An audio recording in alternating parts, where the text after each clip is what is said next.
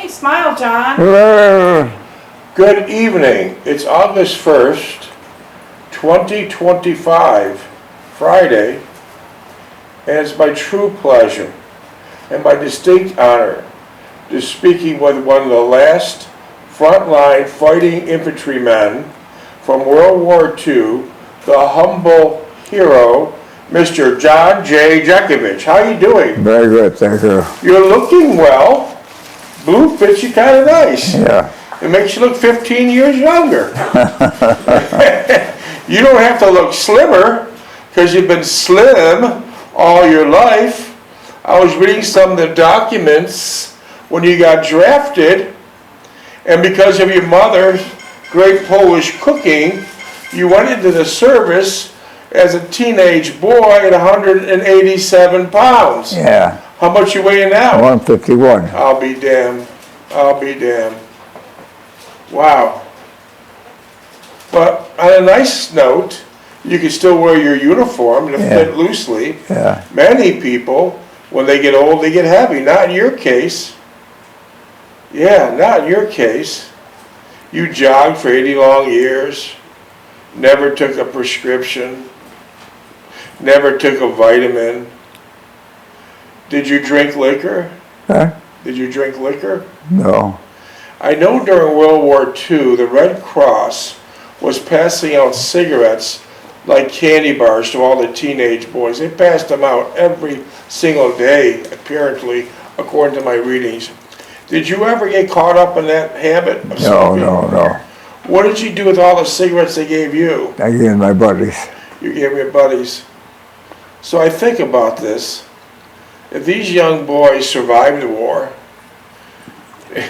they came back somewhat whole, and now out of boredom they got that damn and nasty cigarette habit that was basically the tobacco companies had a great hold on the Army, and they would pass out these things, these cigarettes like candy bars. And now, so if the young boys made it 20 or 30, moved through World War II, I'm trying to say, and now 20 or 30 years later, the cigarettes killed them.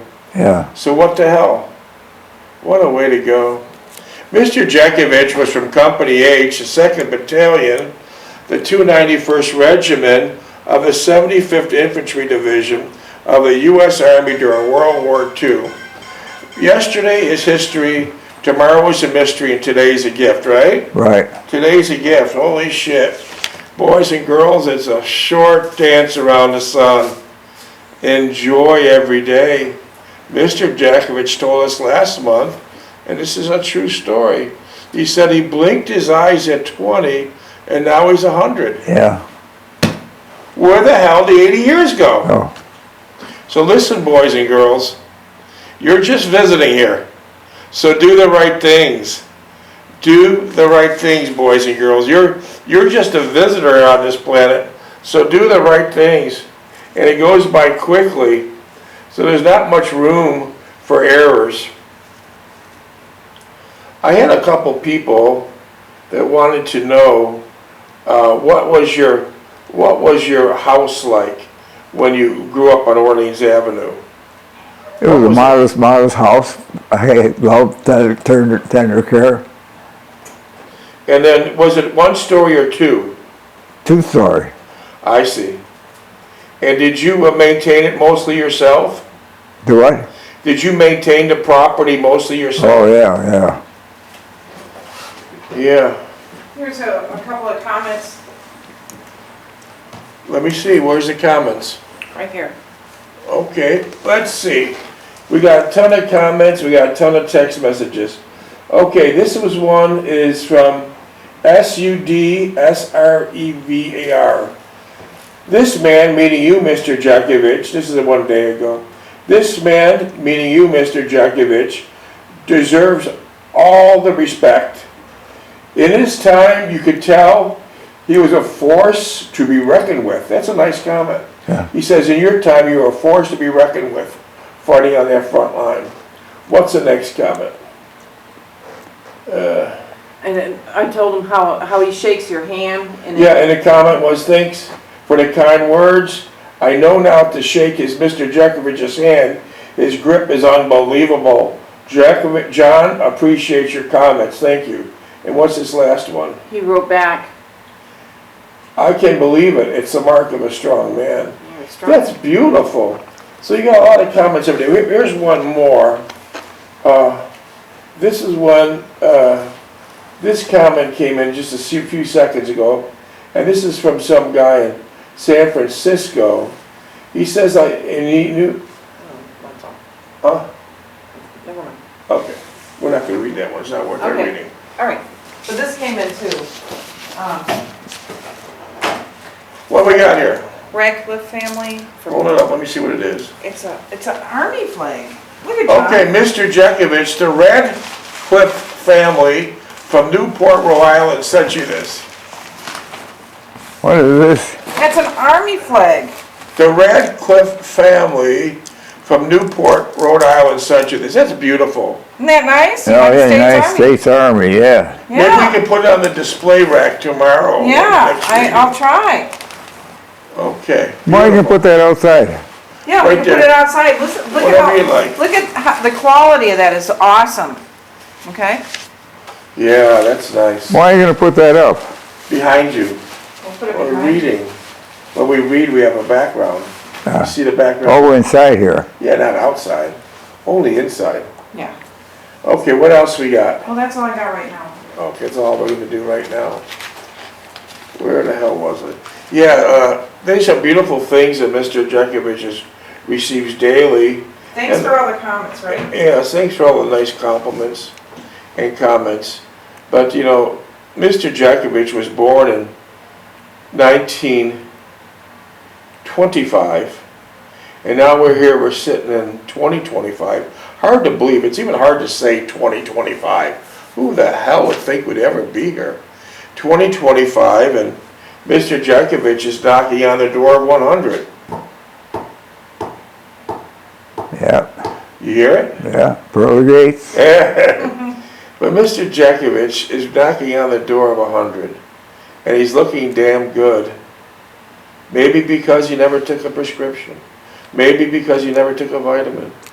Maybe because he jogged for 80 years. Who the hell knows? Everyone can give their answer to longevity, but what is the real answer? But Genes. Okay, genes, that's like that. But Mr. Jeckovich, and I have to go back over this again, Mr. Jeckovich said he blinked his eyes at 20, and now he's 100. This is very important. You lost 80 years. Yeah, It went by so quickly. So, boys and girls, you're just a visitor here. It's a short dance around the sun. You must understand this. And further, you must understand that life is very strange. You arrive with nothing when you're born. You come with nothing. You spend your whole damn life chasing everything. Chase, get more, get more, get more, get more. And then still you leave with nothing. But make sure your soul gains more than your hands. Very important. Make sure your soul gains more than your hands. No one ever seen a hearse pulling a U-Haul truck. No one ever seen a hearse pulling a U-Haul truck. So make sure your soul gains more in your hands. You got to have great empathy, and what we're lacking now in this generation, I believe, is empathy. And empathy is the glue to civilization. Empathy is the glue to humanity. Mr. Jeckovich is a teenage boy. He had great empathy. They told him to go fight, he went to fight. He just listened to orders. And he was doing it to try to help his family, help the United States. And, you know, maybe if it wasn't guys like this, we'd all be speaking German and waiting in a 40-minute line to get a piece of bread and a glass of water. These guys are very important. We owe them a lot. Well, you wanted me to read a couple pages of your book? all right. Boy, oh boy, I got so many texts on your book. Jesus. Book. How much is your book? Not for sale. The book is not for sale. This whole thing is not about money. I assure you this is not about money. Mr. Jeckovich wrote the damn book to give people, younger people that is, a better idea how to live a simpler and more wholesome life. Mr. Jeckovich was born at the great time. Even though he was born during the Great Depression, you didn't miss nothing. No, I didn't miss nothing, no. You had a simpler life. Yeah. I didn't thought there was depression out at all. You didn't miss a damn thing. He didn't have TV when he was born. They didn't have phone. And you know something? They had a simpler life. The husband would work and the mother would take care of the things at the house, which was a very hard job to begin with. It was a simpler life. Now, everything is so damn complicated. When they didn't have a phone, they had more freedom than you guys got now with these cell phones. It's always in your purse, always in your back pocket. Go to any dinner, even if it's a nice restaurant. See cell phones everywhere. Who are they having dinner with, you or the person that's going to call them at that beckoning call of a text or a phone call? Put the damn cell phones down. And if you give your kid under 14 or 16 a cell phone, they'll be on it day and night. So maybe that's an indirect form of child abuse. You want to give your kid a cell phone, let them go outside and dig a damn ditch or something. What do you think of all these kids with cell phones? Yeah. It's no good. You went outside. Yeah. What did you do? What did you do outside when you were a boy? Run around with your friends. Oh, yeah. Enjoy the fresh air. Yeah. Exercise. Yeah. Tell us how you made your skating ring in front of your house. Put it over the fire hydrant. You popped open a fire hydrant, the next day you had a skating ring. Yeah. Yeah, I'm telling you, the more I'm reading your book, you had a beautiful life. You didn't have none of these gadgets these people have. No. These kids have every gadget, laptop, phone. I don't even know what they are because I don't have the damn things, but it's stealing away their life. It's stealing every aspect of their life. It's not helping, it's hurting. So you had it pretty good. Yeah. You beat the system. How many years, when did you retire, by the way? 1980. Holy shit. You've been retired for 45 years. Yeah. Almost as long as most people have been alive. You've been retired a long time. Yeah. So you had a pretty good retirement. Yeah. Wow. That's nice. That's really nice. And how long were you married for? 69 years. 69 long and wonderful years. Wow, that's beautiful. That's truly beautiful. I wish this upon this younger generation. We wish this upon this younger generation. We sure do. Because with these tens of thousands of divorces in Florida every year, what's going on there?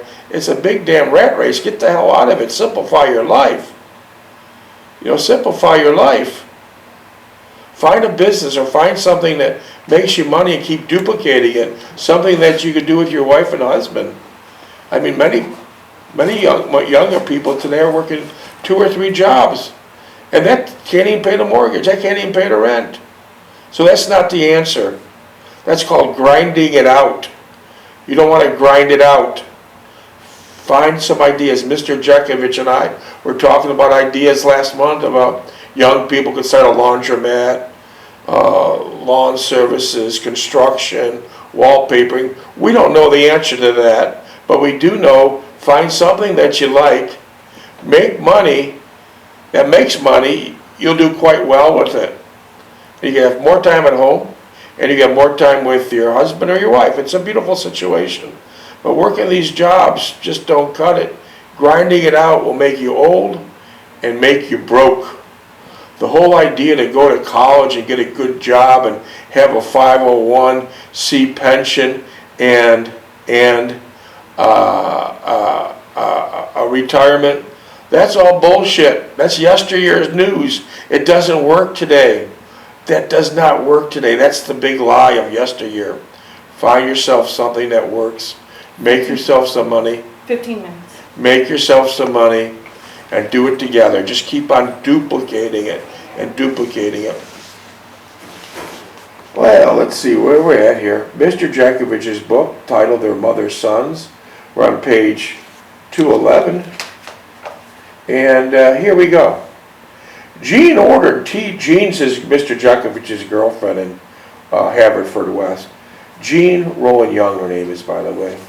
Jean ordered tea and crumpets. What the hell's a crumpet? What's a crumpet? Trumpet. Delicacy. Okay, a crumpet, okay. Jean ordered tea and crumpets. Never heard of that before, I guess, because I probably eat it. Panera bread. Fucking, I don't know what a fucking crumpet is. Jean ordered tea and crumpets, and I peered at her as she sat there, with her legs crossed, admiring her. No. It's family show. We're backing off on this paragraph. She asked me of my, move on. She asked me of my plans, and I also said I had nothing definite in mind, but to get through the war's events first. Everyone wanted to survive the war. Yeah. And you didn't want to go home disabled. Yeah. Yeah, war's events first, and then decide what else to do after discharge. She never pressed me to talk about my family. How come you never talked about your family? Well, I thought it was private. Private, okay. Well, hell yeah, you must be a very private guy, because no one even knew that you had all these decorations from World War II, and no one ever even knew that you're frontline infantry, Battle of the Bulge. No one ever knew until 2 or 3 years ago. Mr. Jeckovich, we found out, when he went as a teenage boy, they were affectionately called the Diaper Division. The Diaper Division.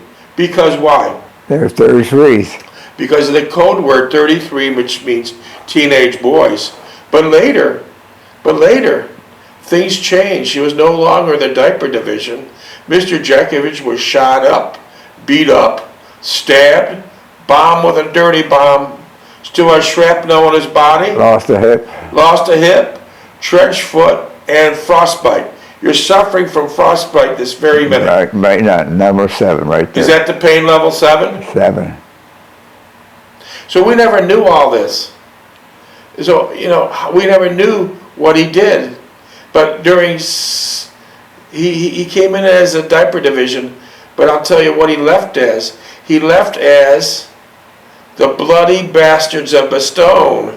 That's his name. He's left as the Bloody Bastards of Bastogne because they asked these teenage boys who were at the wrong place at the wrong time. They were in Bastogne, and asswipe Hitler had his last-ditch effort to send about 600,000 Nazis and 6,000 tanks to kill some more young American boys. So they got caught in the middle of Bastogne.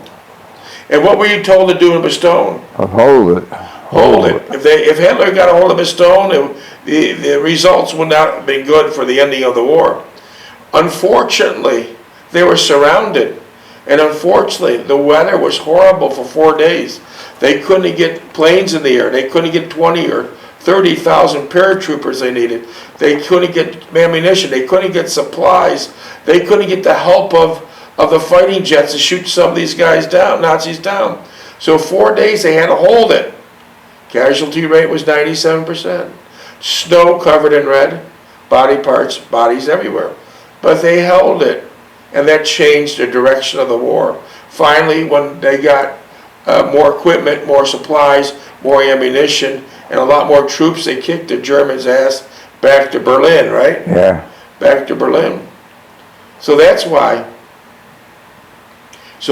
his name has changed. Now it's the Bloody Bastards of Bastogne. So let's pick up on a reading in good times, you're with your girlfriend in Haverford, West Wales. And this was becoming quite familiar, having gone through the same nostalgic event with Anne, only to be standing by our departure, not knowing when or if we'd ever see each other again. This time around did not make it any less fun. With playing of Old Lang Syne, what's how you pronounce it? Old Lang Syne. Yeah. How do you say that? A-U-L-D-L-A-N-G, playing on the cathedral organ. A-U-L-D. Aloha. L-A-N-G. S-Y-N-E. Let me see. Help there? 1 second, please. Say again? This side. You gotta come on this side. Okay. Hand him this right here. I cannot pronounce this for the life of me. Point to it.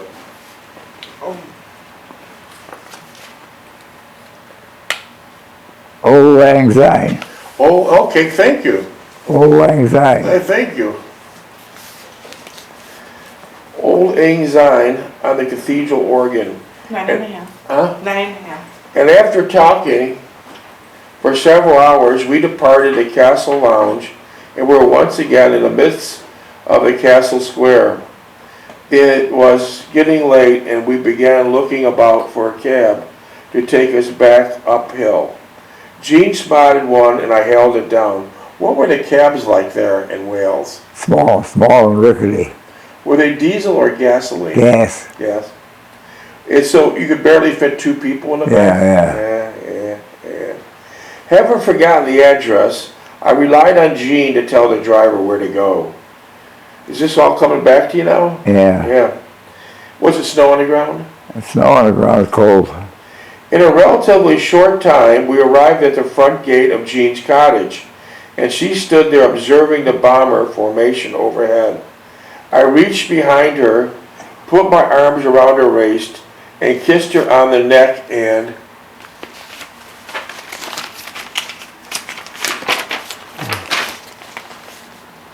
cheek. We stood there until the formation was out of sight, but we could still hear the drone of the powerful engines in the distance. So when you're with Jean in Haverford West, nightly sitting on a park bench or something, you heard the very powerful engines of the Spitfire. And the fire come out of the back of them. Fire come up, and they're going to bomb the hell out of Germany. Yeah. Day and night. Yeah. They reduced it to rubble. Yeah, Americans in the daytime, British at night.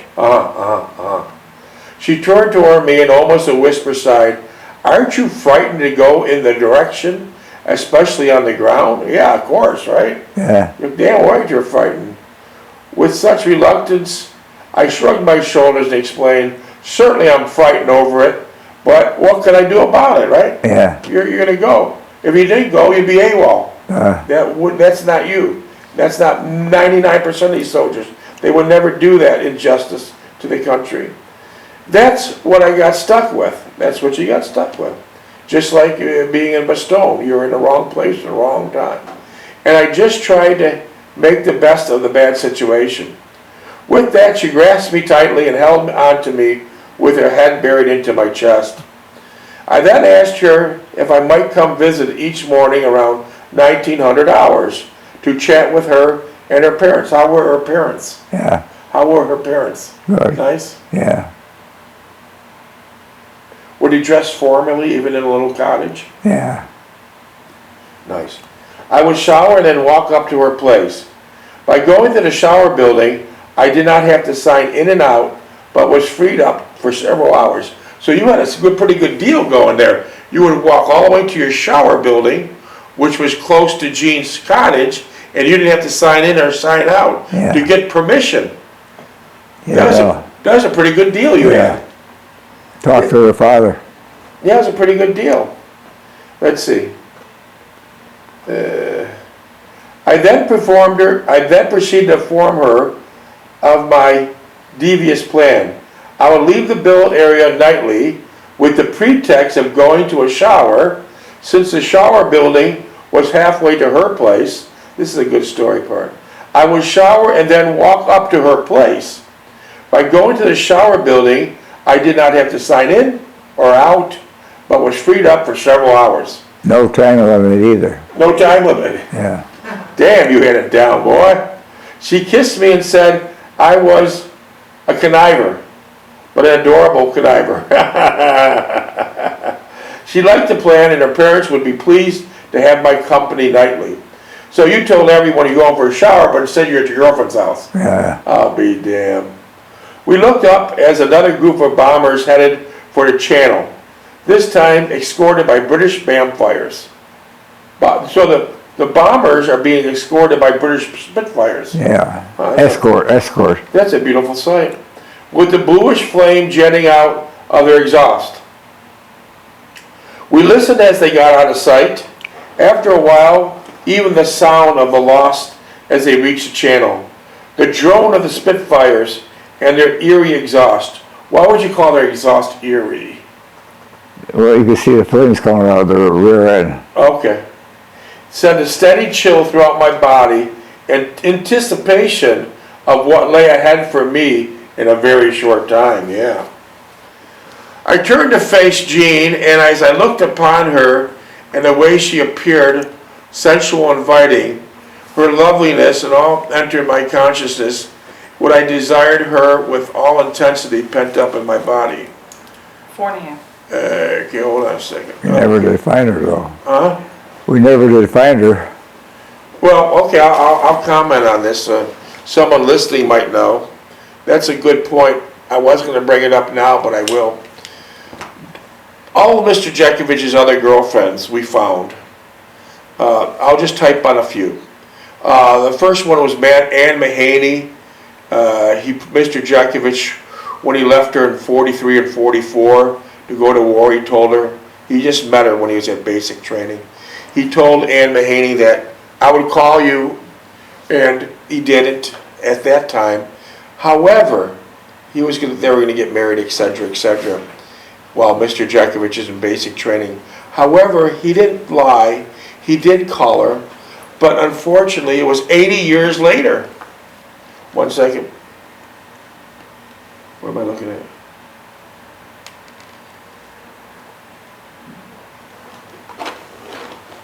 What is this? That's today? No, that was, Okay, let me finish this part. Hold on. We got some more things coming in from Mr. Jeckovich. So he told Anna Mahaney, one of his first girlfriends, minutes? Irene Jeckovich. 3 and Huh? 10. Irene Jeckovich. Well, that was before now. Yeah. That was before, but I'm talking about just the ones that are World War II. You told Ann Mahaney, Owensboro, Kentucky, that you're possibly going to get married. You left for the war. You were at basic training camp right next to Owensboro. And so you did tell her that you'd call her, but unfortunately it was 80 years later. I've never seen her again. Yeah, but listen, this is the best part. Ironically, when you called her 80 years later, she answered the phone. Yeah, real feeble, real feeble. Yeah, well, she's probably in her 90s, God bless her. Yeah. You're thinking of her as an 18 and 19-year-olds. Have you left her? But you did call her. 1 minute. 2.5. You did call her 80 years later. You didn't lie. You did call her. It was a hell of a long time later. She answered her phone. I was very shocked. And then she was very feeble, of course. She's a lady of almost 100 now or so. And what did you do after that phone call? Took the pictures out, put my mother up. Put her picture in a towel, wrapped in a towel. So Mr. Jeckovich had Ann Mahaney's beautiful picture as a 19-year-old girl above his desk at his office for 80-some years. And then when he found out, well, after the phone call, I guess it didn't click too well, he took down her her picture, and you put your mother's up. Yeah. And what did you do with Ann Mahaney's picture? Put it wrapped up in the towel, put it in the filing cabinet. Okay. I'm going to fast forward quickly because we're running out of minutes. How many? 2. So the next girlfriend was Renee. I'll touch on her briefly. She's a Roman Catholic nun. She's in the convent. She got word that her father and mother were tortured by the damn Nazis Actually, that one was next, in Paris. I think. And then, well, let me just finish what I got. In Paris. And then she found out in the convent, a Roman Catholic convent, that her parents, her 2 brothers, teenagers, were killed and tortured by the Nazis in Paris, where the Germans occupied Paris, France. And so she left the convent. She questioned her faith, and she joined the resistance. French resistance. And she was like a fly on the wall. She was painting all the top-rating German officers. She's taking pictures. And SS. She's taking pictures of high-ranking German officers. They like to have their face painted. And she painted her face, and they would talk among themselves, and she picked up the information and sent it to the Allies. Yeah. Wow. She was like a fly on the wall. She'd pick up all the information 30 seconds. from the SS. And then finally, what finally happened? Well, they found out about it, took her out and shot her. Shot her. And that was a beautiful nun. And 20 seconds. And describe to us, I can't go any further because the studio shut me off, but describe to us what her studio looked like. Her studio? Yeah. Oh, it was a beautiful studio. It had all pictures of faces and that. She's a good artist. She was a good artist. She did you. Huh? She did your Yeah, face. yeah.